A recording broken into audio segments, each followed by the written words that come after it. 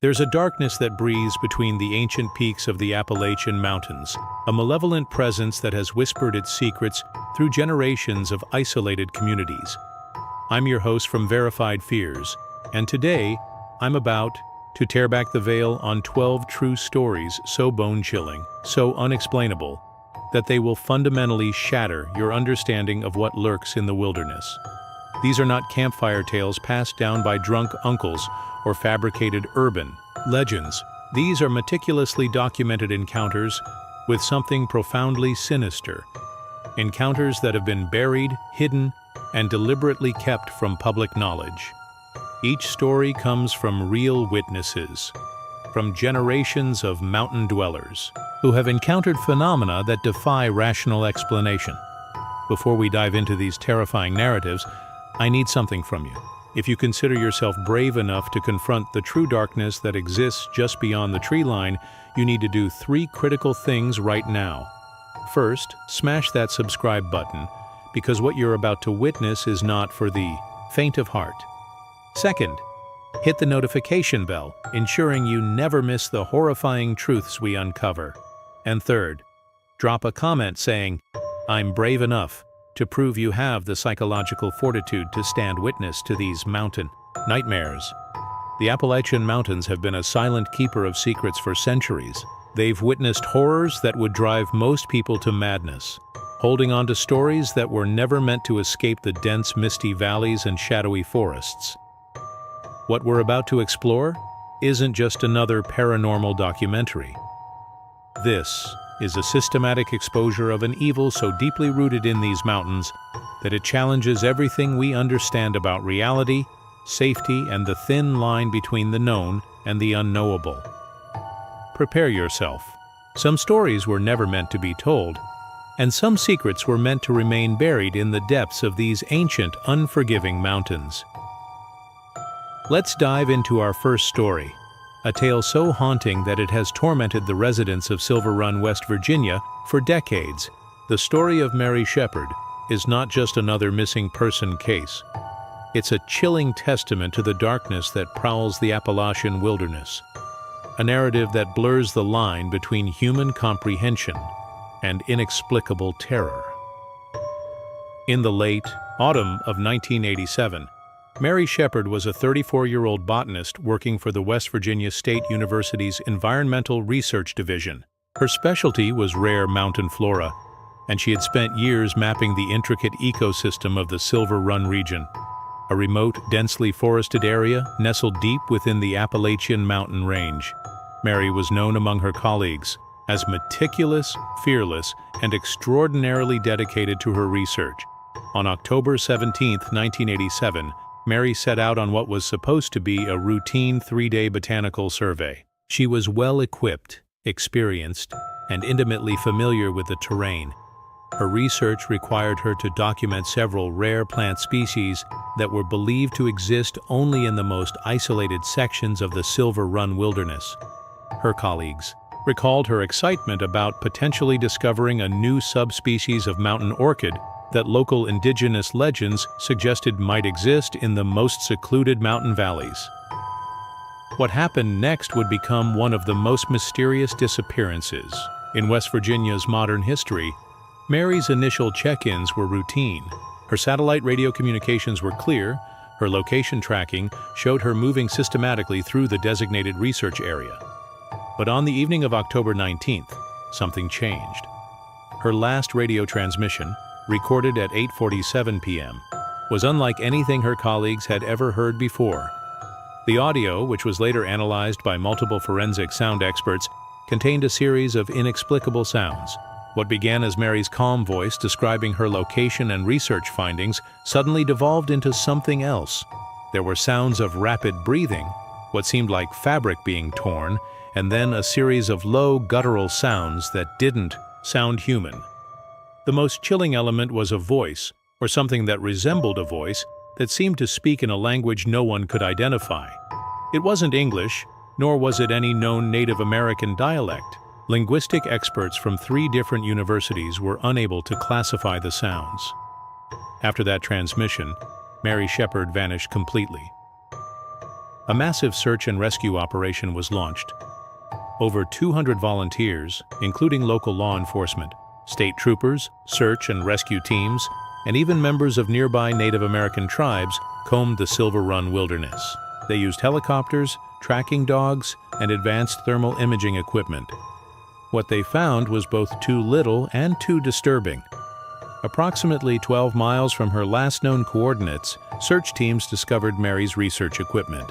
Her high-end GPS tracking device, satellite radio, and specialized botanical collection kit were found in a small clearing. The equipment was intact, meticulously arranged as if someone, or something, had deliberately placed them there. Her backpack was open, with her research notebook spread out. The pages were not torn or damaged, but the writing became progressively more erratic as the entries went on. The final entry, written in what appeared to be an increasingly shaky hand, read, "Something is watching. Not human, not animal. The mountain knows." Forensic analysis of the site revealed several anomalies. Despite being in a remote forest location, there was no sign of animal activity around the equipment. No insects, no small mammals, no disturbance of the surrounding vegetation. It was as if the entire area had been sterilized of life. Most disturbing were the physical traces found near the equipment. Forensic teams discovered microscopic residue that couldn't be definitively identified. Preliminary tests suggested an unknown organic compound that didn't match any known biological classification. Samples were sent to multiple laboratories, but each returned inconclusive results. Mary Shepard was never found. No body was recovered. No definitive evidence of her fate ever emerged. She became another ghost of the Appalachian Mountains, another inexplicable disappearance that haunted local communities and sparked countless conspiracy theories. In the years following her disappearance, several local hunters and hikers reported strange occurrences in the Silver Run area. Sounds of incomprehensible languages echoing through the valleys, inexplicable cold spots in the middle of summer, patches of forest where compasses would spin wildly, and GPS devices would suddenly malfunction. The Native American tribes of the region had a different perspective. Elder shamans spoke of ancient legends about the mountains, stories of entities that existed long before human settlement, guardians or predators that protected the most sacred and isolated parts of the wilderness. They suggested that some places were never meant to be explored, that some boundaries were not meant to be crossed. Mary Shepard's disappearance remains an open case. Her family has never found closure, and the mystery continues to draw researchers, paranormal investigators, and curious adventurers to the Silver Run wilderness. What happened to Mary Shepard? Was she a victim of an unknown predator, a supernatural entity, or something far more terrifying that defies our current understanding of reality? The Appalachian Mountains keep their secrets well, and Mary's story is a chilling reminder that, in these ancient misty peaks, darkness doesn't just exist, it hunts. Let's dive into our second story, a terrifying tale that has haunted the small town of Point Pleasant, West Virginia, for decades. This is not just another urban legend, but a meticulously documented series of events that would, fundamentally, challenge everything we understand about reality, prophecy, and the thin boundary between our world and something far more sinister. The story begins on a crisp November evening in 1966, when two young couples drove along a quiet road near the abandoned World War II TNT area outside Point Pleasant. Roger and Linda Scarberry and Steve and Mary Mallett were ordinary working-class couples enjoying a night drive, completely unaware that they were about to become central figures in one of the most chilling supernatural encounters in American history. As their car approached the abandoned munitions plant, they noticed something that would forever change their lives. Perched near an old generator building was a creature that defied all rational explanation. Standing nearly 7 feet tall, it was humanoid, but distinctly not human. Large, reflective red eyes burned like hot coals in a face that seemed to shift and blur at the edges. Its body was described as gray or brown, with massive wings folded against its back and a shape that seemed to simultaneously exist and not exist, as if it were only partially manifest in our reality. The creature moved, With an unnatural grace, its movements both fluid and jerky, like something not bound by the physical laws of motion. When it turned its gaze toward the car, the couples reported an overwhelming sense of dread that went beyond mere fear. It was a primal, existential terror that seemed to penetrate their very souls. Roger Scarberry, who was driving, accelerated quickly, but the impossible happened. The creature, which would later become known as the Mothman, seemed to effortlessly keep pace with the car, flying or moving alongside them at speeds that no known animal could achieve. When they reached speeds of up to 100 miles per hour, the creature maintained its position, its red eyes never leaving them. This initial encounter would be just the beginning of a series of increasingly horrifying events that would transform Point Pleasant into ground zero for one of the most documented paranormal phenomena in American history. In the months that followed, dozens of Point Pleasant residents reported similar encounters. Farmer Newell Partridge was among the first to experience the terror before the initial car incident. On the night of November 14, 1966, his television suddenly went dead, emitting a strange electronic noise. When he went outside with his dog, his flashlight beam caught two glowing red eyes near his barn. His dog, Bandit, immediately ran toward the creature and was never seen again. Local researchers and investigators began to document these encounters. John Keel, a paranormal investigator who would later write the definitive book about these events, spent months interviewing witnesses. What emerged was a consistent description that went beyond a simple cryptozoological mystery.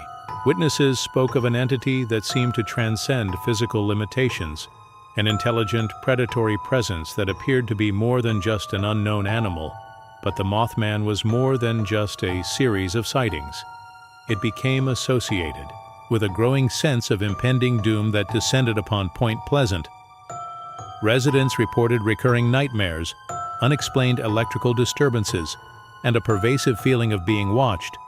Children drew terrifying pictures of a winged creature with burning red eyes.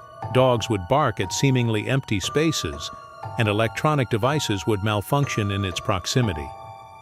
The most chilling aspect of the Mothman phenomenon was its apparent connection to a tragedy that would shake Point Pleasant to its core. On December 15, 1967, the Silver Bridge, which connected Point Pleasant to Gallipolis, Ohio, catastrophically collapsed during rush hour traffic. 46 people lost their lives in one of the worst bridge disasters in American history. What makes this event truly terrifying is the apparent prophetic nature of the Mothman sightings. Multiple witnesses reported that in the weeks leading up to the bridge collapse, the Mothman's appearances became more frequent and more ominous. Some survivors claimed to have seen the creature near the bridge just hours before its collapse, as if it were somehow connected to the impending disaster.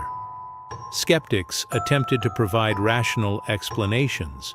Some suggested the Mothman was merely a large owl or crane, while others proposed mass hysteria.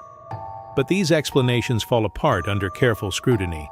The consistency of the witnesses' accounts, the physical evidence, and the documented electrical and technological anomalies surrounding the sightings defied simple dismissal. Native American elders from local tribes offered a different perspective. They spoke of ancient mountain spirits, beings that existed between our world and another, entities that could appear as warnings or harbingers of significant events. These were not mere animals, but intelligent supernatural guardians or messengers that appeared during times of great collective trauma. Decades of research have not diminished the mystery. If anything, time has only deepened the enigma. The Mothman became more than a local legend. It transformed into a symbol of the unknown, a reminder that our understanding of reality is far more limited than we believe. Paranormal researchers continue to investigate the Point Pleasant incidents. Each year, the town hosts a Mothman festival, drawing thousands of researchers, enthusiasts, and curious visitors. A 12-foot metal statue of the Mothman stands in the town, a permanent monument to an encounter that defies explanation. What was the Mothman? A cryptid? A supernatural entity? A warning system for impending disaster? Or something far more terrifying? an intelligent presence that moves between the cracks of our perceived reality, observing, waiting, and occasionally revealing itself, to remind us how little we truly understand. Point Pleasant's nightmare continues. The mountains keep their secrets, and the Mothman watches, always watching. Let's dive into our third story, a terrifying saga that reveals how the Appalachian wilderness can become a dark portal of inexplicable human vanishings, a nightmare that has haunted the remote valleys of eastern Kentucky for generations. The Cannock Chase region represents more than just a geographical location. It is a landscape of profound darkness, a place where human beings seem to dissolve into thin air, leaving behind nothing but questions and an overwhelming sense of primordial dread. This is not a story of a single disappearance, but a generational pattern of human vanishings that defy all rational explanation. The first documented disappearance that would later be connected to the Cannock Chase phenomenon occurred in the summer of 1954. Elizabeth Holloway, a 27-year-old botanist and local school teacher, was conducting a geological survey in a remote section of the mountain range. Her research focused on rare mountain ecosystems, a passion that had driven her to explore some of the most isolated territories in eastern Kentucky. Elizabeth's expedition was meticulously planned. She was an experienced mountain researcher, known for her exceptional survival skills and detailed documentation. Her last official communication came on July 16, 1954, when she radioed her university research team to confirm her location in a particularly dense section of the Cannock Chase mountain range.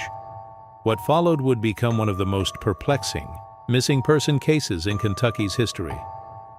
When Elizabeth failed to return from her expedition, a comprehensive search was launched. Over 300 local volunteers, state troopers, and specialized search and rescue teams combed the mountain range. What they discovered defied all logical explanation. Her research equipment was found in perfect condition. Her notebooks, geological, sampling tools, and advanced GPS tracking device were carefully arranged in a small mountain clearing, as if deliberately placed by someone with methodical precision. The most chilling aspect of the discovery was the content of her final research notebook. The entries became progressively more disturbing as they approached the final page. Her typically precise scientific handwriting devolved into frantic, almost illegible scrawls. The last entry, written in what appeared to be a state of extreme psychological distress, read, "Something watches. Not human. The mountain breathes. We are not alone." But Elizabeth Holloway was just the beginning. Over the next 4 decades, the Cannock Chase region would become a nexus of unexplained disappearances. Between 1954 and 1998, no less than 17 individuals would vanish without a trace in this specific mountain territory. Each disappearance followed an eerily similar pattern. Experienced outdoor professionals, individuals intimately familiar with mountain terrain, would simply cease to exist. Robert Markham, a seasoned wildlife photographer, disappeared in 1976 while documenting mountain fauna. His high-end camera equipment was found intact, with the final photographs showing nothing more than standard landscape shots, until the last image. That photograph, when analyzed by forensic experts, contained a series of anomalous visual distortions. Dark, almost humanoid shapes seemed to emerge from the mountain's vegetation, their forms blurring the lines between organic and something entirely unclassifiable. Local Native American tribes of the region spoke of ancient legends that predated European settlement. Their oral histories described the Cannock Chase territory as a place of spiritual transition, a realm where the barrier between our physical world and something else grew thin. Tribal elders warned that certain mountain valleys were sacred, places where human beings were not meant to tread. These weren't mere superstitions. Anthropological research revealed a consistent pattern of avoidance. Multiple indigenous cultures had for centuries circumvented specific sections of the Cannock Chase range. Their maps and territorial records showed deliberate gaps, regions marked with symbols that translated to warnings about supernatural danger. Scientific investigations yielded equally perplexing results. Geological surveys of the region revealed unusual electromagnetic anomalies. Compasses would spin erratically in certain mountain valleys. Sophisticated geological scanning equipment would malfunction, producing data that seemed to suggest the existence of underground structures or energy fields that did not conform to any known natural phenomenon. The most comprehensive investigation was conducted by a joint team from the University of Kentucky and the U.S. Geological Survey between 1985 and 1990. Their findings were never fully published, with most of the research mysteriously classified. Rumors circulated among academic circles that the research team had discovered evidence of massive underground cavern systems that did not align with existing geological models. Dr. Margaret Reese, the lead geologist on the project, gave a cryptic interview to a local newspaper in 1992 before abruptly disappearing herself. In her final published statement, she hinted at discoveries that would fundamentally challenge our understanding of geological and biological boundaries. Local law enforcement records paint an even more disturbing picture. Between 1954 and 2000, at least 37 missing person cases were connected to the Cannock Chase region. What makes these disappearances unique is the complete absence of physical evidence. No bodies were ever recovered. No definitive cause was ever established. Forensic analysis of the few trace elements found at disappearance sites revealed microscopic, biological residues that could not be definitively classified. DNA testing returned inconclusive results, with genetic markers that seemed to shift and mutate when examined under advanced microscopic analysis. Decades of research have produced more questions than answers. Were these disappearances the result of an unknown predatory entity? A geographical anomaly that defies current scientific understanding? Or something far more terrifying? A systematic process of human extraction by an intelligence beyond our comprehension. The Cannock Chase region continues to guard its secrets. The mountain range remains a landscape of profound mystery, a territory where human beings can simply cease to exist, swallowed by a darkness that watches, waits, and selectively harvests those who dare to venture too deeply into its domain. Some boundaries, it seems, are never meant to be crossed, and some mysteries are destined to remain forever hidden in the misty valleys of the Appalachian wilderness. Let's dive into our fourth story, a chilling narrative that reveals the dark, supernatural underbelly of Kentucky's most isolated mountain regions, where something far more terrifying than ordinary predators stalks the wilderness. The story of the Hellhounds is not a recent phenomenon, but a generational nightmare that has haunted the most remote areas of eastern Kentucky for well over a century. This is a tale that transcends typical cryptozoological accounts, a story of creatures that exist in the liminal space between folklore and horrifying reality. The first documented encounter that would later be connected to the Kentucky Hellhounds dates back to 1873 in the deep, isolated mountains near Harlan County. Thomas Whitaker, a local coal prospector, was the first to provide a detailed account of something that defied all natural explanation. In his meticulously maintained journal, discovered decades later in an abandoned mining archive, Whitaker described encountering creatures that were neither wolf nor dog, but something fundamentally different.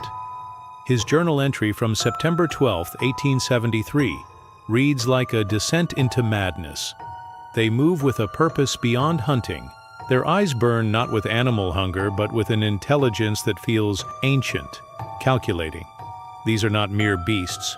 They are watchers, hunters of something far more profound than mere flesh. Whitaker's account might have been dismissed as the ravings of an isolated prospector were it not for the corroborating evidence that would emerge in the decades that followed. Local Native American tribes of the region had long spoken of spirit guardians that took the form of massive spectral canines, entities that protected sacred mountain territories and punished those who violated their domain. The most comprehensive documentation came from a series of encounters in the 1940s and 1950s, a period that would become known among local researchers as the Dark Decade of Hellhound sightings. Harold Matthews, a World War II veteran turned forest ranger, compiled an extensive record of encounters that would challenge everything known about wildlife behavior. Matthews documented multiple incidents where these creatures appeared during moments of extreme human vulnerability. Hunters would report being stalked by massive, shadowy canines that moved with an impossible grace, creatures that seemed to materialize from the mountain mist and disappear just as quickly. These were not simple predatory encounters, but something far more complex.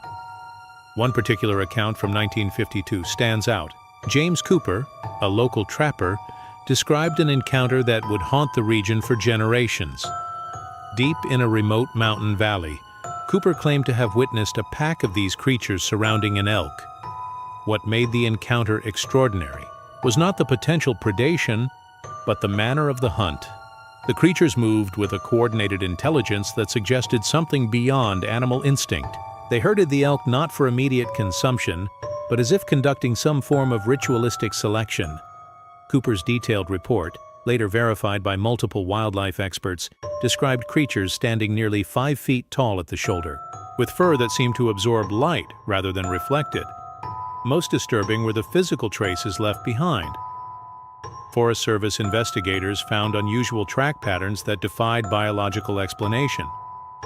The prints were canine in basic structure, but larger than any known wolf species, and with a symmetry that suggested something more engineered than natural. Forensic analysis revealed microscopic anomalies in the soil surrounding these tracks, mineral compositions that did not match the surrounding geological profile. Scientific investigation was hindered by the region's challenging terrain and the episodic nature of the encounters. Dr. Elizabeth Ramsey, a cryptozoologist who spent over 2 decades researching the phenomenon, concluded that these were not simply undiscovered animal species. Her research suggested something far more complex, entities that existed at the intersection of biological life and something else entirely. Local folklore provided additional context. Generations of mountain families spoke of these creatures as more than simple predators. They were described as guardians, as entities that maintained a balance in the mountain ecosystem. Some accounts suggested they would appear during times of environmental or spiritual disruption, almost like immune system responses of the mountain itself. The most chilling aspect of the hellhound phenomenon was its apparent selectivity. Encounters were not random attacks, but seemed to follow a precise, almost intelligent pattern. Individuals who showed disrespect to the mountain environment, who violated sacred territories, or who disrupted the delicate ecological balance, were far more likely to encounter these creatures. Multiple scientific expeditions attempted to document the phenomenon. The University of Kentucky's Folklore and Cryptozoology research team conducted extensive investigations between 1965 and 1989. Their findings, much of which remain classified, hinted at biological anomalies that challenged conventional understanding. Thermal imaging, sound recording, and advanced tracking technology would capture fragmentary evidence. Infrared cameras would record heat signatures of massive creatures that would inexplicably vanish between frames. Audio recordings would capture sounds that existed at frequencies beyond standard mammalian vocalizations. By the late 1990s, the encounters had evolved.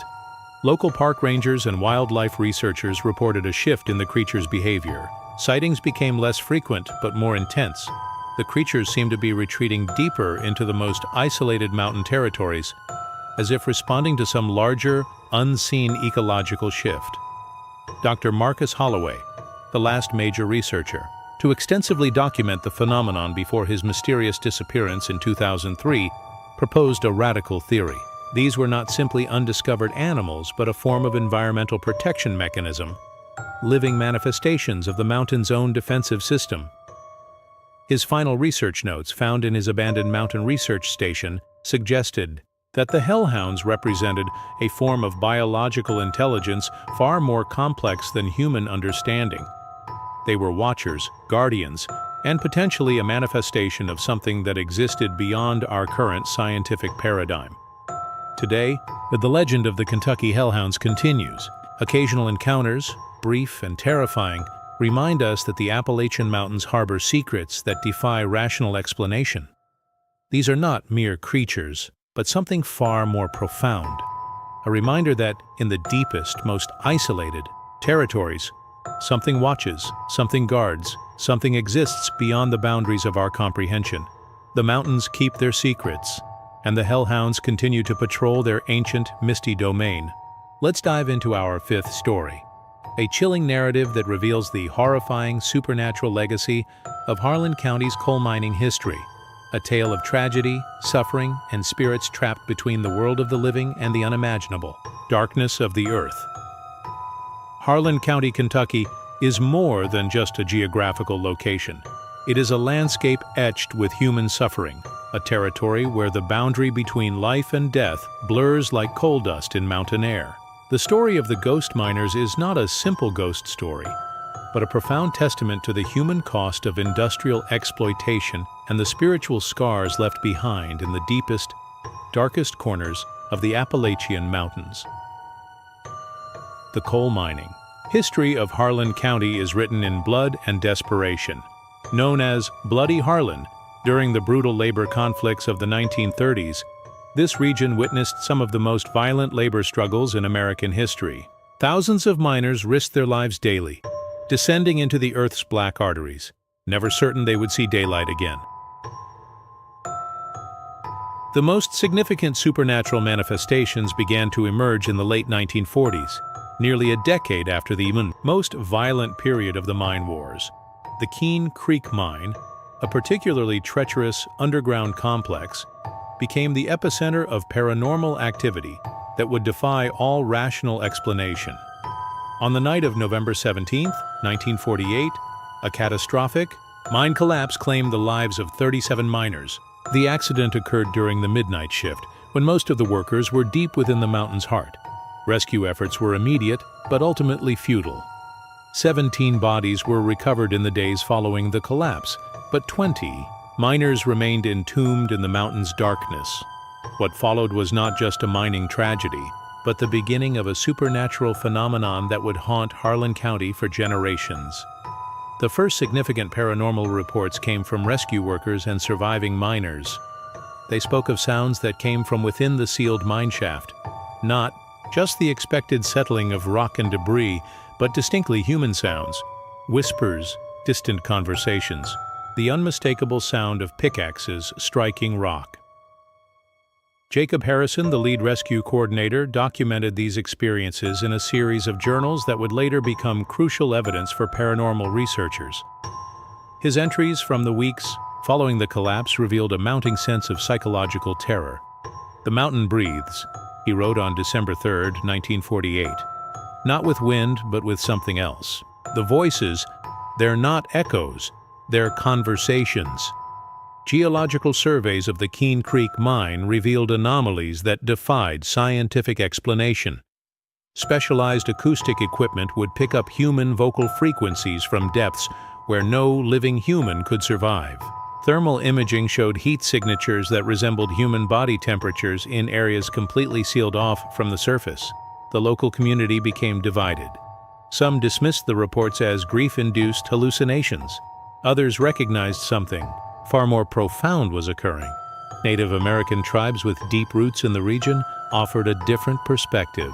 Their ancestral stories spoke of mountain spirits, beings that could become trapped between worlds, especially in places of profound human suffering. Dr. Eleanor Rodriguez, a paranormal researcher who spent over 2 decades investigating the Harlan County phenomenon, compiled the most comprehensive documentation. Her research revealed a consistent pattern of supernatural manifestations that went far beyond simple ghost sightings. Miners working in adjacent, still operational sections of the mountain would report increasingly disturbing encounters. Tools would move by themselves. Conversations would be heard in empty tunnels.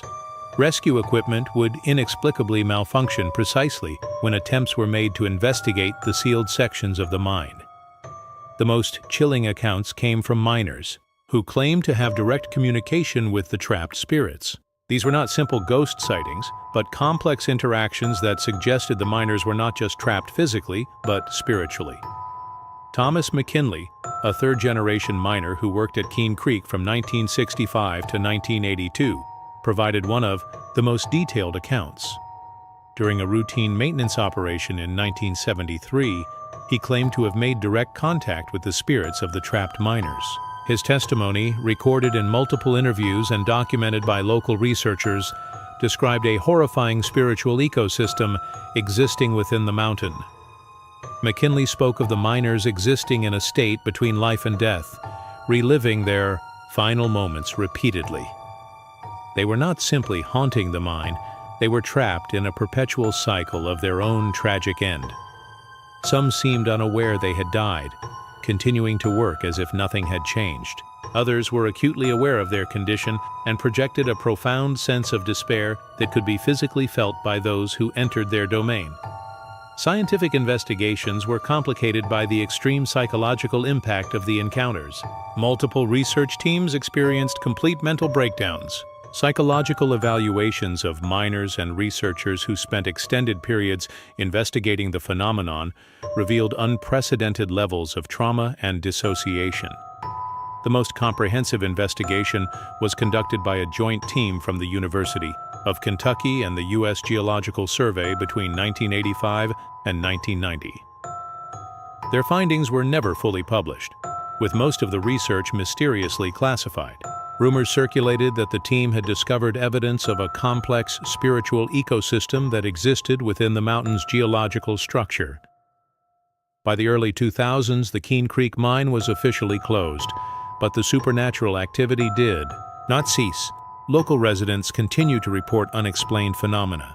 Thermal imaging, audio recordings, and electromagnetic field measurements consistently reveal anomalies that suggest the miners' spirits remain active.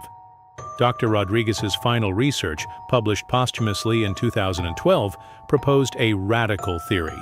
These were not simply ghost manifestations, but a form of collective spiritual imprisonment. The miners were trapped not just by rock and darkness, but by the profound human suffering that permeated their existence. Today, the Keene Creek Mine stands as a monument to human tragedy and supernatural mystery. The mountain continues to hold its secrets, the miners continue their endless spectral labor, and the boundary between life and death remains as thin and permeable as coal dust in mountain air. Some boundaries, it seems, are never truly closed, and some stories are doomed to repeat themselves in the eternal darkness beneath the Appalachian Mountains. Let's dive into our sixth story, a chilling exploration of the most enigmatic creature to stalk the dense, misty forests of southwest Virginia. A phenomenon that challenges everything we understand about wildlife, human perception, and the hidden inhabitants of the Appalachian wilderness. The term woodbooger might sound almost comical, but for the residents of southwest Virginia's most isolated mountain regions, it represents something far more terrifying. A creature that exists in the nightmarish space between folklore and horrifying reality. This is not simply another Bigfoot story. This is a systematic documentation of encounters that defy all rational explanation. The first credible accounts of the woodbooger date back to the early 1920s, emerging from the most remote sections of the Appalachian mountain range that cut through southwest Virginia. These were not casual sightings by transient hikers or drunk campers, but detailed reports from individuals intimately familiar with mountain terrain, experienced hunters, forest rangers, and local residents who had spent generations navigating these treacherous landscapes. Thomas Holloway, a veteran forest ranger who served in the region from 1935 to 1968, was among the first to provide a comprehensive, professional account of the creature. His meticulously maintained field journals, discovered in the Virginia State Archives, revealed a pattern of encounters that went far beyond simple wildlife observations. Holloway's first documented encounter occurred on a crisp October morning in 1942. While conducting a routine forest survey in the remote Blue Ridge mountain region, he encountered a creature that defied all biological classification. Standing nearly 8 feet tall, covered in a dark, matted fur that seemed to absorb light rather than reflect it. The creature moved with an intelligence that suggested something far more complex than an undiscovered primate species. What distinguished these encounters from typical cryptid sightings was the level of forensic detail. Holloway was a trained observer, a man who had spent decades tracking wildlife. His descriptions were clinical, precise, almost scientific in their approach, He noted the creature's unusual locomotion, a movement that combined both bipedal and quadrupedal characteristics. Its tracks, carefully measured and documented, showed a foot structure that was neither entirely human nor completely animal. The most compelling evidence came from a series of encounters documented between 1942 and 1965. Multiple independent witnesses, including Forest Service employees, local hunters, and geological survey teams, provided consistent descriptions. The creature was not simply a large, unknown animal, but an intelligent entity that seemed to be deliberately avoiding direct human contact while simultaneously maintaining a predatory awareness of human movement. Dr. Elizabeth Ramsey, a cryptozoologist who spent over 3 decades researching the phenomenon, compiled the most comprehensive investigation. Her research, partially funded by discrete grants from several universities, revealed a complex pattern of creature behavior that suggested something far more sophisticated than a simple undiscovered species. Multiple forensic analyses of trace evidence yielded perplexing results. Hair samples collected from areas of reported sightings contained genetic markers that did not match any known mammalian species. Microscopic analysis revealed cellular structures that seemed to exist in a state between plant and animal biology, a finding so radical that it was initially dismissed by mainstream scientific communities. The Native American tribes of the region provided crucial contextual information. The Cherokee and Shawnee tribes had long spoken of mountain guardians, entities that protected the most sacred and isolated territories. Their oral histories described creatures that were not simply animals, but spiritual entities that maintained a complex ecological balance.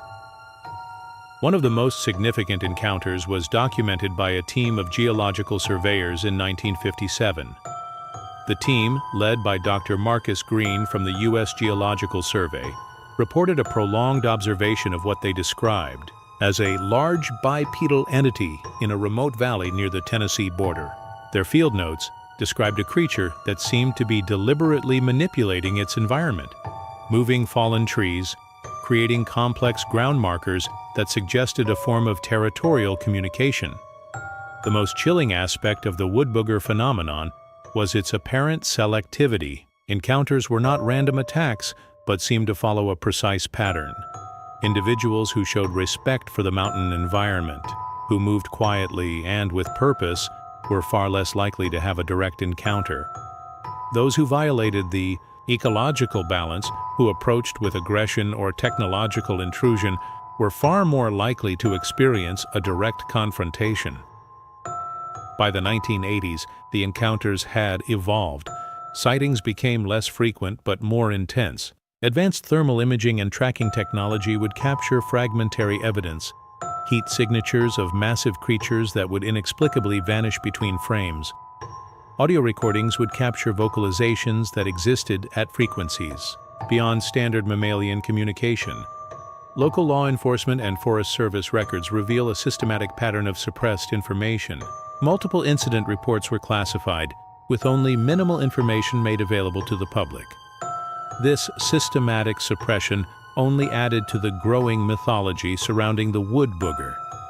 Dr. Ramsey's final research, published posthumously in 2005, proposed a radical theory.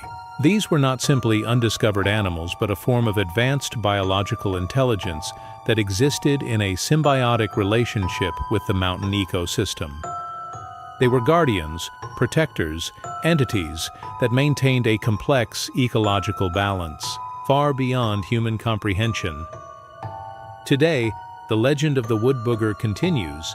Occasional encounters, brief and terrifying, remind us that the Appalachian Mountains harbor secrets that defy rational explanation. Local communities maintain a complex relationship with the creature, part fear, part reverence, part acknowledgement of a mysterious coexistence. Researchers continue to investigate, but the Woodbooger remains elusive. It is a reminder that in the most isolated territories of the Appalachian wilderness, something watches. Something exists beyond the boundaries of our current scientific understanding.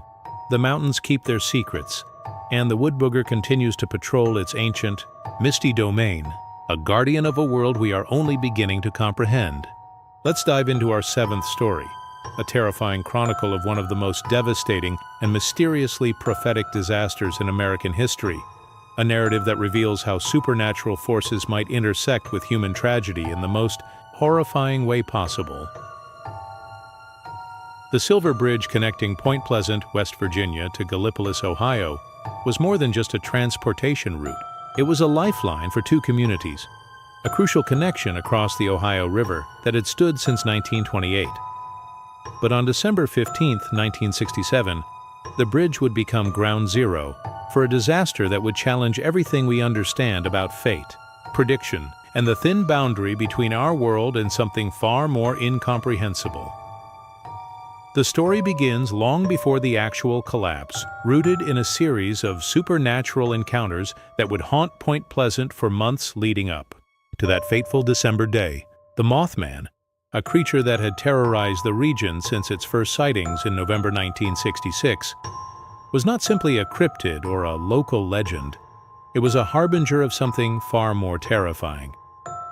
Mary Heyer, a local journalist for the Point Pleasant Register, was among the first to systematically document the strange occurrences that preceded the bridge collapse. Her meticulous notebooks, discovered years after her death, revealed a pattern of encounters that defied rational explanation. Witnesses throughout the region reported increasingly frequent sightings of a massive winged creature with burning, red eyes, the Mothman, in the months leading up to the disaster. These were not simple animal sightings. Multiple independent witnesses described encounters that suggested an intelligent, almost purposeful presence. The creature would appear at critical moments, often near locations that would later be connected to tragic events. Farmers, truck drivers, local law enforcement all provided consistent descriptions of a being that seemed to exist between our understanding of physical reality and something else entirely. The most comprehensive investigation came from John Keel, a paranormal researcher who had embedded himself in the Point Pleasant community during the height of the Mothman encounters. Keel's research went far beyond simple cryptozoological investigation. He documented a complex web of supernatural phenomena that seemed to converge on this specific geographical location. Witnesses spoke of electrical disturbances preceding Mothman sightings. Compasses would spin wildly, electronic devices would malfunction, streetlights would flicker and die. These were not isolated incidents, but a systematic pattern of electromagnetic anomalies that suggested something was fundamentally disrupting the normal physical environment. On the morning of December 15, 1967, these supernatural precursors reached a terrifying crescendo. Multiple witnesses reported intense Mothman activity throughout Point Pleasant and the surrounding regions. Harold Brewer, a local truck driver, claimed to have seen the creature perched on a nearby hillside just hours before the bridge collapse. Its massive wings folded, its burning red eyes fixed on the Silver Bridge. The collapse itself was a nightmare of mechanical failure and human tragedy. At precisely 5:04 p.m., during the evening rush hour, the Silver Bridge suddenly disintegrated. The structure, which had stood for nearly 40 years, simply came apart. 46 people lost their lives as vehicles plunged into the cold waters of the Ohio. River. Forensic investigations would later reveal a complex series of structural failures. A single eye-bar in the suspension system had completely failed, causing a catastrophic chain reaction. But the circumstances surrounding the collapse defied simple mechanical explanation. Survivors and witnesses reported strange phenomena in the moments before and during the collapse. Multiple individuals described seeing a large winged figure near the bridge, not flying, but somehow present. Electronic communication systems inexplicably failed. Radio transmissions became garbled. Emergency response teams would later report communication breakdowns that seemed to defy technical explanation. Dr. Eleanor Rodriguez, a forensic psychologist who spent decades investigating the incident, compiled the most comprehensive psychological analysis of the survivors and witnesses. Her research revealed a consistent psychological profile, a profound sense of being observed, of existing in a moment that felt simultaneously real and unreal. The Native American tribes of the region offered a different perspective. Their oral histories spoke of bridge spirits, entities that could predict and potentially influence massive human tragedies. The Mothman was not simply a creature, but a messenger, a harbinger of collective human suffering. Geological and environmental investigations revealed additional anomalies. The area around the bridge showed unusual electromagnetic signatures. Soil samples contained trace elements that did not match the surrounding geological profile. It was as if the very ground had been fundamentally altered by something beyond standard physical processes. What makes the Silver Bridge incident truly terrifying is the apparent prophetic nature of the Mothman sightings. Multiple witnesses had reported seeing the creature in the months leading up to the disaster, often in locations directly connected to the future tragedy. It was not simply a random cryptid encounter, but a systematic series of appearances that suggested a profound, almost intentional connection to the impending disaster. John Keel's final research, published in his groundbreaking book, The Mothman, Prophecies, proposed a radical theory. The Mothman was not simply a creature, but a manifestation of something far more complex, an intelligent entity that could perceive and potentially influence future events. It was a bridge between our understanding of reality and something far more profound. Decades of research have not diminished the mystery. If anything, time has only deepened the enigma. The Silver Bridge disaster remains one of the most extensively documented supernatural phenomena in American history. Today, a memorial stands near the site of the original bridge, a stark reminder of the 46 lives lost. But for those who understand the deeper story, it is more than just a memorial. It is a warning, a reminder that there are forces in this world that we do not understand, forces that move beyond our comprehension of time, space, and human experience. The Mothman continues to watch. The mountains continue to guard their secrets, and the boundary between our world and something else remains as thin and permeable as the mist that rolls through the Appalachian valleys. Some prophecies are never meant to be understood. Some warnings are delivered in ways we can never fully comprehend. Let's dive into our 8th story, a chilling investigation into one of the most profound archaeological mysteries of the Appalachian Mountains, a narrative that challenges everything we understand about human migration, cultural survival, and the dark secrets hidden within the ancient Blue Ridge mountain range. The story of the lost tribe is not a simple tale of archaeological curiosity. It is a complex, haunting narrative of a people who seemingly vanished from the face of the earth, leaving behind nothing but whispers, fragments, and a profound sense of inexplicable disappearance that has puzzled researchers for generations.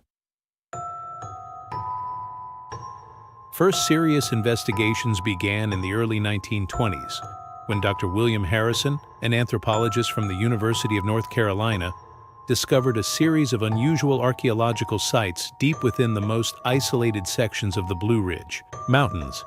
These were not typical Native American settlements.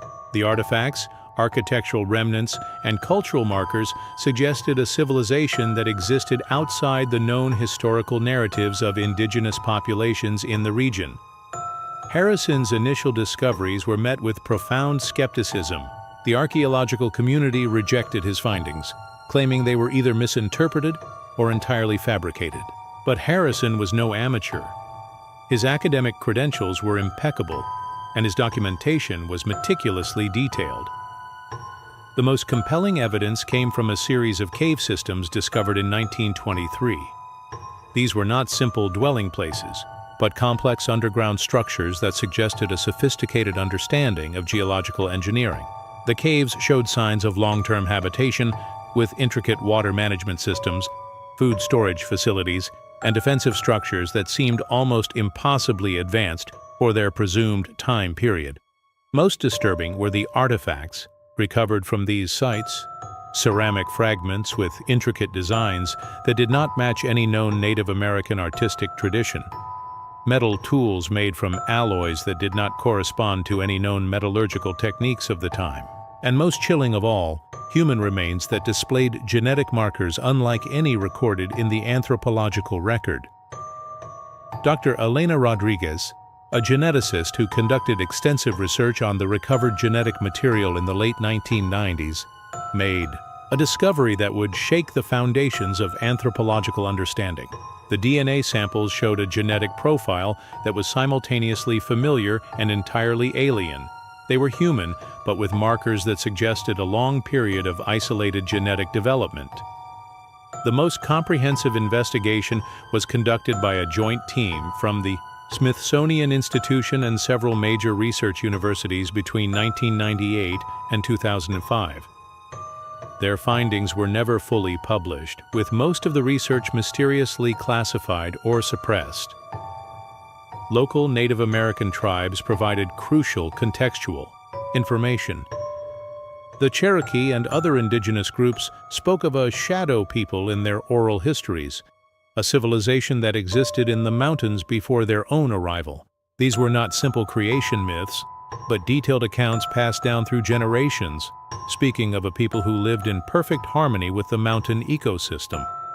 The most chilling aspect of the lost tribe phenomenon was the systematic nature of their disappearance. It was not a gradual migration or a slow cultural assimilation. The evidence suggested a sudden, complete vanishing that defied all known historical patterns of human population movement. Archaeological sites showed signs of sudden abandonment, fully prepared meals left on tables, complex manufacturing processes interrupted mid-production. It was as if an entire civilization had been instantaneously removed from existence. Dr. Marcus Holloway, the lead archaeologist on the final major investigation, proposed a radical theory. The lost tribe had not simply disappeared. They had been systematically removed by something beyond current scientific understanding. His field notes, discovered after his mysterious disappearance in 2007, suggested the possibility of a mass supernatural event. Geological surveys of the region revealed additional anomalies. The areas where the lost tribe settlements were discovered showed unusual electromagnetic signatures. Soil samples contained trace elements that did not match the surrounding geological profile. It was as if the very ground had been fundamentally altered by something beyond standard physical processes. Local folklore provided additional context. Multi-generational mountain families spoke of strange occurrences in these specific territories. Hunters would report areas where time seemed to behave differently, compasses would spin wildly, electronic devices would malfunction. These were not isolated incidents, but a systematic pattern of environmental anomalies. The most comprehensive genetic analysis, conducted in secret by a team of international researchers, revealed something even more profound. The genetic markers of the lost tribe suggested a period of isolated development that was far longer than any known human population. Some researchers suggested they might have existed in complete isolation for thousands of years, developing biological and cultural adaptations that set them apart from all known human populations. By 2010, most of the initial research had been systematically suppressed. Academic papers were withdrawn, research funding was mysteriously redirected. The few remaining researchers who attempted to continue the investigation found themselves facing professional and personal obstacles that seemed almost deliberately constructed. Dr. Rodriguez's final research, published posthumously in 2015, proposed a theory that bordered on the metaphysical. The lost tribe was not simply a forgotten population, but a civilization that had developed a relationship with the mountain ecosystem so profound that they had essentially become part of the landscape itself. Today, the mystery of the lost tribe continues. Occasional discoveries, a fragment of unusual ceramic, a tool made from an unknown alloy, continue to emerge, but the comprehensive story remains tantalizingly out of reach. The Blue Ridge Mountains continue to guard their secrets. The lost tribe remains lost, a reminder that human history is far more complex, far more mysterious than we dare to acknowledge. Some civilizations are not meant to be found. Some stories are destined to remain forever hidden in the misty depths of the Appalachian wilderness. Let's dive into our ninth story, a chilling exploration of one of the most terrifying supernatural entities in Native American folklore. a legend that transcends simple mythology and reveals a darkness that has haunted the Appalachian territories for centuries. The Wampus Cat is not merely a creature of legend, it is a profound manifestation of cultural trauma, a supernatural entity that represents something far more complex than a simple monster story. Rooted deep in Cherokee spiritual traditions, the legend speaks of a transformation so horrifying, so fundamentally traumatic, that it challenges everything we understand about human experience, spiritual punishment, and the thin boundary between the physical and spiritual worlds. According to the most ancient Cherokee oral histories, the story begins with a woman, a curious, rebellious spirit who committed the ultimate transgression against her tribe's most sacred traditions. In a time long before European settlers arrived in the Appalachian Mountains, women were forbidden from participating in the sacred hunting rituals that men performed in the deep forest. These were not simple cultural restrictions, but profound, spiritual ceremonies that maintained the delicate balance between the human world and the spirit realm. But one woman would not accept these restrictions. Driven by an insatiable curiosity and a spirit of defiance, she crafted a unique plan. She would create a special mountain catskin mask that would allow her to secretly observe the men's sacred hunting ritual, a ceremony that no woman had ever witnessed. Under the cover of darkness, she carefully prepared her disguise. The mask was crafted with a precision that spoke to her deep understanding of both animal and human nature. As the tribal hunters gathered for their most sacred ceremony, she silently followed, her carefully constructed disguise allowing her to blend into the shadowy forest environment. But the spiritual guardians of the tribe were not so easily deceived. At the moment of her ultimate transgression, when she witnessed the most sacred elements of the hunting ritual, something terrifying happened. The spiritual energy of the forest, the collective ancestral power of the tribe, transformed her. She was not simply punished, she was fundamentally altered at a cellular, spiritual level. The transformation was horrifying. Her body began to merge with the mountain cat skin, becoming neither fully human nor entirely animal. She became the first Wampus Cat, a cursed entity condemned to exist in the most terrifying of liminal spaces, forever trapped between human and animal, between the physical world and the spirit realm. But this was not simply a personal punishment. The curse was generational, a profound spiritual mechanism that would continue to manifest through generations of those who violated the most sacred tribal boundaries. Dr. Elena Rodriguez, an anthropological researcher who spent over 2 decades studying Cherokee spiritual traditions, documented multiple generational accounts of Wampus Cat encounters. Her research revealed a complex pattern of supernatural manifestations that went far beyond simple folklore. The most consistent descriptions spoke of a creature that was simultaneously familiar and utterly alien. Witnesses described a being that moved with an intelligence that defied animal behavior. It was not simply a predator, but a guardian of ecological and spiritual boundaries. Multiple forensic investigations in the most isolated sections of the Appalachian Mountains have yielded fragmentary but compelling evidence. Unusual track patterns that combine human and feline characteristics. Hair samples that contain genetic markers that defy scientific classification. Trace biological evidence that suggests a form of life that exists outside standard taxonomic understanding. Local law enforcement and park ranger reports from the most remote Appalachian territories provide a consistent narrative. Encounters with the Wampus Cat are not simple animal attacks. They are highly selective, almost intentional interactions that seem to target individuals who have violated specific spiritual or ecological boundaries. James Carter, a park ranger with over 30 years of experience in the Cherokee territories, documented multiple encounters that defied rational explanation. In his meticulously maintained field journals, he described incidents where the creature would appear at moments of profound ecological or spiritual disruption. One particularly chilling account from 1987 described an encounter near an old logging site. A group of workers had been systematically destroying an ancient forest area, violating what local Cherokee elders considered a sacred ecological zone. On the third night of their operation, something began to hunt them. Carter's report detailed a series of encounters that suggested an intelligence far beyond simple animal behavior. The workers would be stalked, not attacked.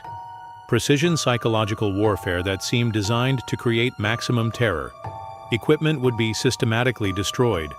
Communication systems would fail. And always, just at the edge of perception, something would watch. Genetic research has only deepened the mystery. Dr. Marcus Holloway, a geneticist specializing in cryptozoological investigations, discovered something truly profound. Tissue samples collected from areas of confirmed Wampus cat encounters showed genetic markers that suggested a form of biological adaptation that went beyond standard evolutionary processes. These were not simply undiscovered animal species. These were entities that seemed to exist in a state of constant transformation, adapting to ecological and spiritual disruptions with an intelligence that suggested something far more complex than a simple predatory animal. Native American spiritual leaders offer a different perspective. For them, the Wampus cat is not a monster, but a guardian, a spiritual mechanism that maintains the delicate balance between human communities and the natural world. It is a punishment, yes, but also a form of ecological protection. By the early 2000s, scientific investigations had been systematically suppressed.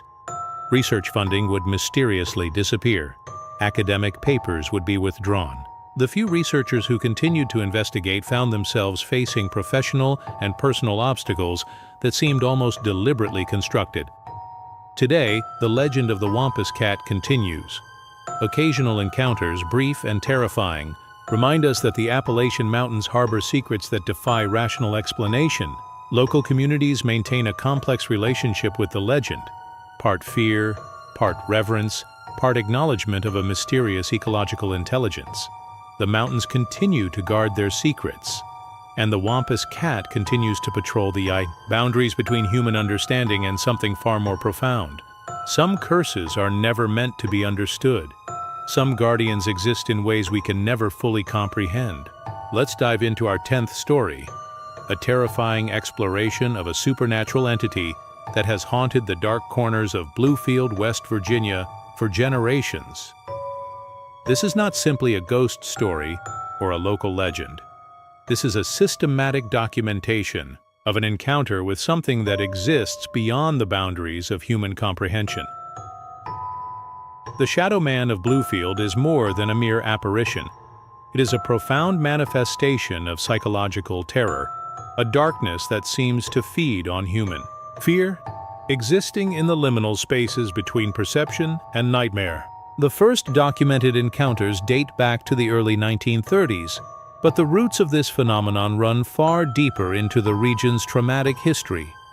Bluefield, nestled in the heart of the Appalachian Mountains, has always been a place of deep shadows and hidden histories. A coal mining town built on generations of human suffering, it provided the perfect breeding ground for something darker, something that fed on collective human pain.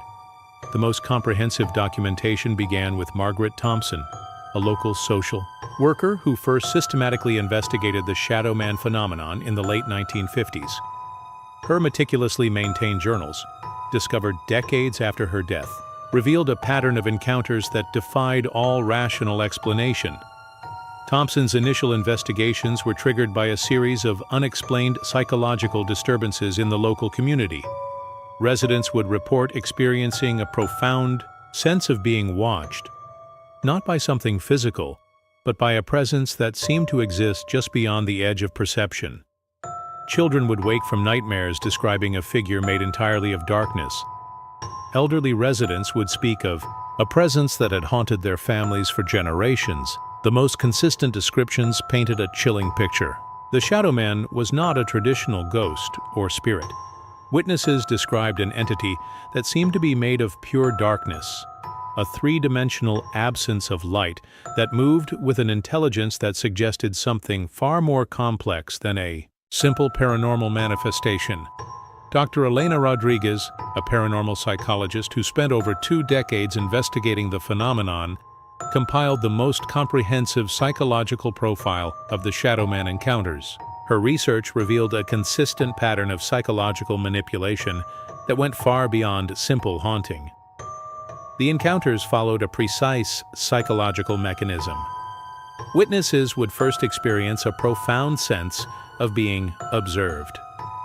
Electronic devices would malfunction, temperatures would drop inexplicably, and then the Shadow Man would begin its psychological assault. Unlike traditional ghost stories, these encounters were not passive. The entity seemed to actively engage with its victims, targeting their deepest psychological vulnerabilities. Individuals would experience vivid hallucinations that drew from their most profound personal traumas. It was as if the Shadow Man could access and manipulate the very fabric of human memory and perception. Local historical research provided crucial context. Bluefield's history was steeped in generational trauma. The coal mines had claimed countless lives. Labor conflicts had torn communities apart. The town existed as a monument to human suffering, the perfect psychological breeding ground for something beyond conventional understanding. The most chilling documentation came from a series of encounters in the late 1970s and early 1980s. Multiple families reported systematic psychological attacks that seemed to target entire family lineages. It was not simply individual encounters, but a multi-generational phenomenon that suggested something far more complex than a simple haunting. James Carter, a local historian who spent decades documenting the phenomenon, discovered something truly profound. The Shadow Man encounters seemed to be connected to specific geographical locations, areas with deep historical trauma, old mine sites, locations of violent labor conflicts, places where human suffering had been most concentrated. Forensic investigations yielded perplexing results.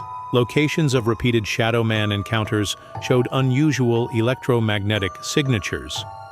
Sensitive equipment would malfunction. Compasses would spin wildly. It was as if the very fabric of physical reality became more permeable in these specific locations. Native American tribes of the region provided additional context. Their oral history spoke of shadow entities, spiritual manifestations that fed on human psychological pain. These were not simple ghost stories, but complex spiritual mechanisms that maintained a form of ecological psychological balance. The most comprehensive investigation was conducted by a joint team from multiple universities between 1985 and 1995. Their findings were never fully published, with most of the research mysteriously classified. Rumors circulated that the team had discovered something that fundamentally challenged our understanding of human perception and consciousness. Dr. Rodriguez's final research, published posthumously in 2005, proposed a radical theory. The Shadow Man was not simply a supernatural entity, but a form of collective psychological manifestation, a living representation of generational trauma, an intelligence that fed on human psychological suffering. Genetic research added another layer of complexity. Families with repeated Shadow Man encounters showed unusual genetic markers. It was as if the phenomenon operated on a genetic level, targeting specific psychological vulnerabilities that were passed down through generations. By the early 2000s, most serious scientific investigation had been systematically suppressed. Research funding would disappear. Academic papers would be withdrawn. The few remaining researchers found themselves facing professional and personal obstacles that seemed almost deliberately constructed. Today, the legend of the Bluefield Shadow Man continues. Occasional encounters remind us that something watches from the darkness. Local communities maintain a complex relationship with the phenomenon, part fear, part reverence, part acknowledgement of a mysterious psychological intelligence. The mountains continue to guard their secrets, and the Shadow Man continues to patrol the psychological boundaries between human understanding and something far more profound. Some entities are never meant to be understood. Some darkness exists in ways we can never fully comprehend. Let's dive into our 11th story, a chilling investigation into one of the most profound and terrifying supernatural phenomena in the Appalachian Mountains, a narrative that reveals the dark, generational power of women who exist beyond the boundaries of conventional understanding. The mountain witches are not the Hollywood caricatures of broomsticks and pointed hats. They are something far more complex, far more terrifying. A generational lineage of women who have maintained a profound connection to the Appalachian landscape that transcends simple human comprehension. This is a story of power, survival, and a supernatural legacy that has been carefully guarded for centuries. The origins of the mountain witch phenomenon can be traced back to the earliest European settlements in the Appalachian territories, but the roots run far deeper. These were not women who practiced witchcraft in the traditional sense. They were guardians, protectors, individuals who maintained a complex, spiritual, and ecological relationship with the mountain landscape that was fundamental to human survival. Dr. Elena Rodriguez, an anthropological researcher who spent over 3 decades investigating the phenomenon, discovered something profound. The mountain witches were not a single group, but a complex network of women who maintained a sophisticated system of knowledge transfer that predated written language. The most comprehensive documentation began with Sarah Mackenzie, a researcher who first systematically investigated the phenomenon in the late 1950s. Her meticulously maintained field journals, discovered decades after her death, revealed a pattern of supernatural encounters that defied all rational explanation. Mackenzie's research uncovered a generational system of knowledge that went far beyond simple herbal medicine or local folklore. These were women who seemed to possess an intimate understanding of the mountain ecosystem that bordered on the supernatural. They could predict weather patterns with impossible accuracy. They could heal diseases using methods that modern medical science could not explain. They maintained a communication system that seemed to transcend physical limitations. The most chilling aspect of the mountain witch phenomenon was its systematic nature of survival and power transfer. Young women would be selected not through bloodline, but through a complex spiritual mechanism that seemed to identify individuals with a specific genetic and psychological profile. Multiple genetic investigations revealed something truly extraordinary. Families associated with mountain witch lineages showed genetic markers that suggested a form of biological adaptation that went beyond standard evolutionary processes. These were not simply learned skills, but a fundamental biological transformation that seemed to be passed down through generations. Local historical research provided crucial context. During the most challenging periods of Appalachian history, times of extreme poverty, environmental challenge, and social disruption, these women were the primary survival mechanism for entire communities. They maintained agricultural knowledge. They provided medical care. They protected communities from external threats. James Carter, a local historian who spent decades documenting the phenomenon, discovered something truly profound. The mountain witches were not simply individual practitioners, but a complex interconnected network that maintained a form of collective intelligence that operated across generational and geographical boundaries. Forensic investigations yielded perplexing results. Locations associated with mountain witch activities showed unusual electromagnetic signatures. Sensitive equipment would malfunction. Compasses would spin wildly. It was as if the very fabric of physical reality became more permeable in these specific locations. The most comprehensive investigation was conducted by a joint team from multiple universities between 1985 and 1995. Their findings were never fully published, with most of the research mysteriously classified. Rumors circulated that the team had discovered something that fundamentally challenged our understanding of human potential and ecological intelligence. Native American tribes of the region provided additional context. Their oral histories spoke of women who existed in a complex spiritual relationship with the landscape, guardians who maintained a delicate ecological and spiritual balance. These were not simple folklore, but complex spiritual mechanisms that suggested a form of collective intelligence. Dr. Rodriguez's final research, published posthumously in 2005, proposed a radical theory. The mountain witches were not simply a cultural phenomenon, but a form of collective biological adaptation, an intelligence that operated across generations, maintaining a complex relationship with the Appalachian ecosystem. The most consistent accounts spoke of abilities that defied conventional understanding, women who could communicate across impossible distances, individuals who could influence weather patterns, healers who could cure diseases using methods that modern medical science could not explain. By the early 2000s, most serious scientific investigation had been systematically suppressed. Research funding would disappear. Academic papers would be withdrawn. The few remaining researchers found themselves facing professional and personal obstacles that seemed almost deliberately constructed. Today, the legend of the mountain witches continues. Occasional encounters remind us that something watches from the misty peaks. Local communities maintain a complex relationship with the phenomenon, part fear, part reverence, part acknowledgement of a mysterious collective intelligence. The mountains continue to guard their secrets, and the mountain witches continue to maintain their ancient, complex system of power and protection. Some knowledge is never meant to be fully understood. Some powers exist in ways we can never fully comprehend. Let's dive into our final story, a terrifying exploration of a location so profoundly supernatural that it defies everything we understand about geographical anomalies, spiritual boundaries, and the dark heart of the Appalachian wilderness. The Devil's Tramping Ground is not simply a geographical location. It is a wound in reality, a place where the boundary between our world and something far more terrifying becomes perilously thin. Located in the most isolated border regions of the Appalachian Mountains, this is a place that has defied scientific explanation for generations, a landscape that seems to exist outside the normal laws of physics, ecology, and human comprehension.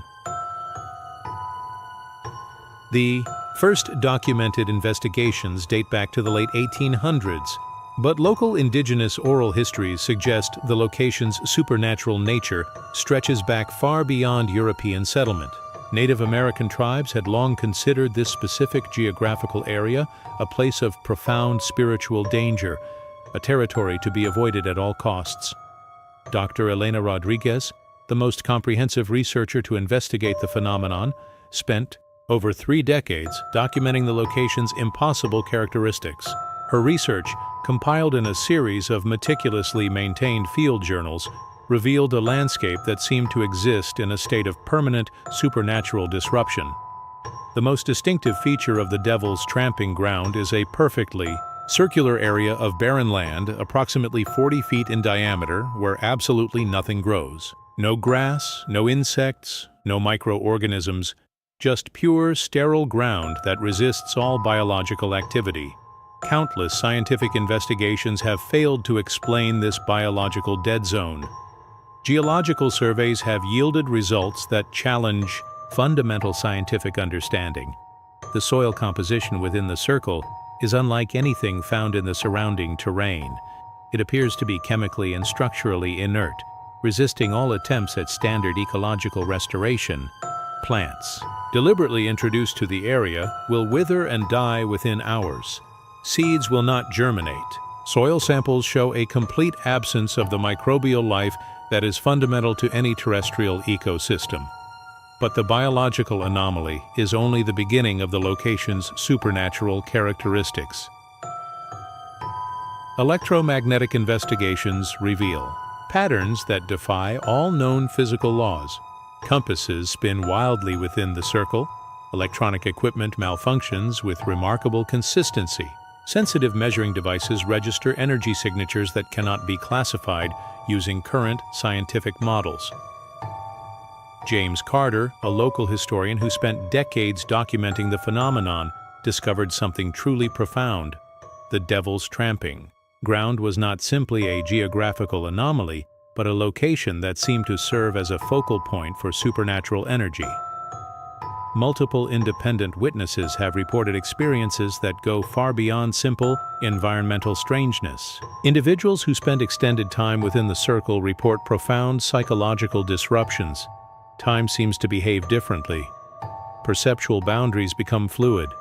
Some describe experiencing multiple temporal states simultaneously, glimpsing past, present, and potential future events in a single moment.